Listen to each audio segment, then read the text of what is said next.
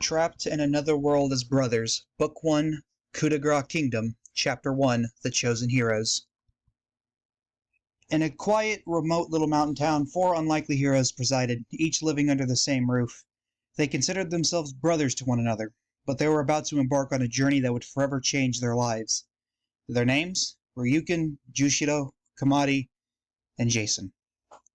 Ryukin, aged 18, silver scraggly hair, brown eyes, and a smile that seemingly would never leave his face, had just grabbed a mysterious package that arrived at their front door. "Hey guys, a book just arrived for us," Ryukin loudly exclaimed to everyone as his curiosity caused him to immediately open the package. Jason, aged 20, blonde, neatly kept hair, dazzling blue eyes, was typically the most know-it-all of the group. What was worse is that he backs it up as well, as he is normally the one who is mostly right when things go south. "Kenny, you fucking dumbass, why would you open an unlabeled package? What if it was a bomb or something?" Kamari, age 21, wavy black hair, silver eyes, watched the two of them argue as he took a puff from his cigarette, blowing the smoke away from Jushiro, who was lying down next to him. Jushiro, aged 18, rough-looking black hair, blue eyes, sickly-looking, was waving his hands at them. "Guys, there's no need to argue. You know how Kenny gets sometimes." Ryukin continued to ignore all of Jason's criticism as he haphazardly opened the book, revealing intricately designed pages within it. Before any of them could react, a blinding light suddenly engulfed the four of them.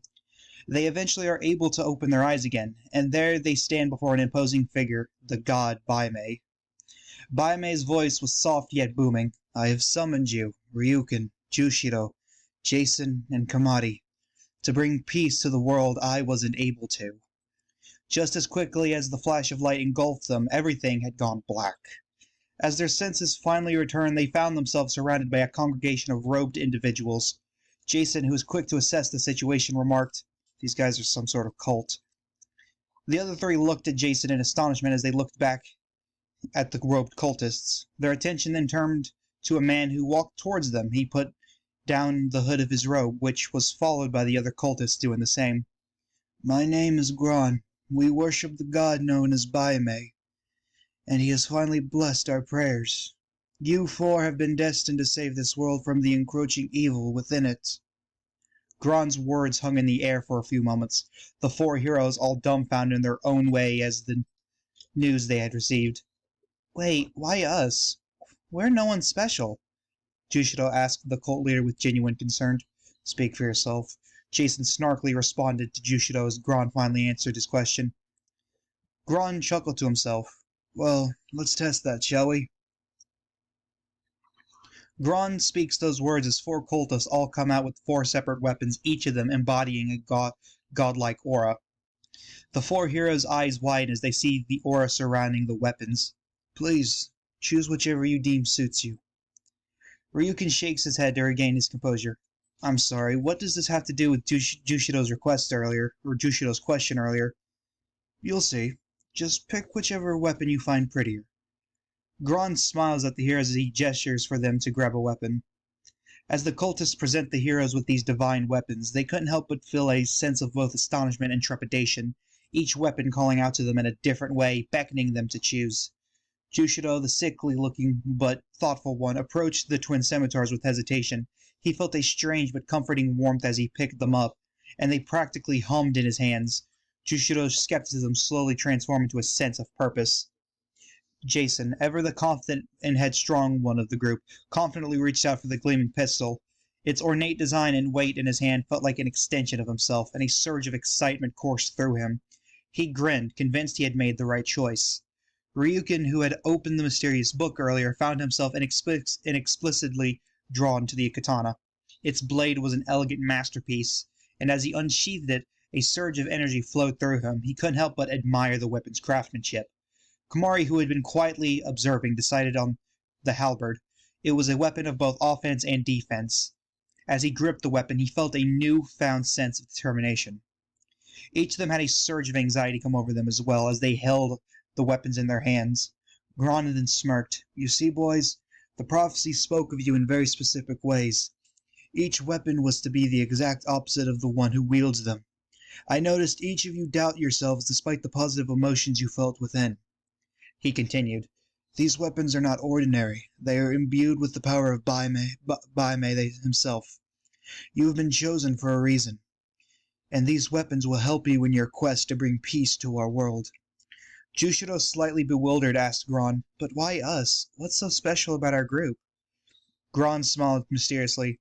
"The Gospels of Baime have foretold your arrival. You are the ones who will stand against the looming darkness that threatens our world. Baime believes in your potential to make a difference." The cultists began to part, forming a path for the heroes. Gron gestured for them to follow. "You must leave this place and save our world from evil. You will face challenges and dangers that I cannot speak of, but you won't be alone. The followers of Baime have gathered 500 gold pieces for each of you through their tithes. Use it wisely in your quest." Jushiro and Ryukin were both hesitant to accept the gold, their sense of honor and humility prevailing over them, but Jason Kamadi accepted the offer without hesitation as they understood the practicality of having resources in their new life. With their divine weapons and a newfound purpose, the four brothers stood at the crossroads of destiny. As they left the cult sanctuary, they couldn't help but wonder what adventures awaited them and how they would save a world they had never expected to be a part of. Together they were now the chosen ones, bound by fate to bring peace to the troubled lands. Their journey ahead was uncertain, but they were ready to face it, united in their determination to fulfill their destiny. In the veiled realm where twilight meets the mists of destiny, I, an inferior vessel of premonition, inscribe cryptic verses that flutter like shadowed wings.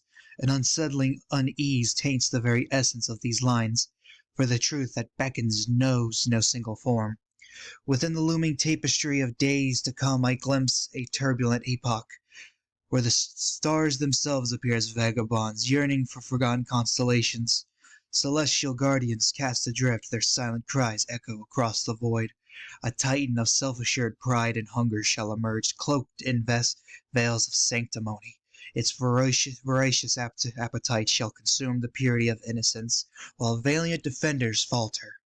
Ensnared in the enigma of their own arrogance, a discordant chorus of oppressed voices shall resound, like the rumbling thunder in the ever-encroaching darkness. A serpent, bearing scales of deception, shall infest the minds of nations, sowing the seeds of division and igniting conflagrations of distrust. It shall coil around hearts, driving brother to forsake brother, shrouded in a radiant malevolence. The earth, wearied by these ceaseless demands of its custodians, shall tremble in silent lament. Elements long held in check will rise, reclaiming dominion over a realm once under human command. Fires, floods, tempests, they shall herald a reckoning, washing away the trespasses of our yesteryears. This prophetic soothe leaves me shaken, a mere vessel adrift in the tides of foreboding. My visions, etched in obscurity, reflect the abyss that engulfs me, for I am but a mortal conduit burdened with cryptic knowledge. End of chapter 1.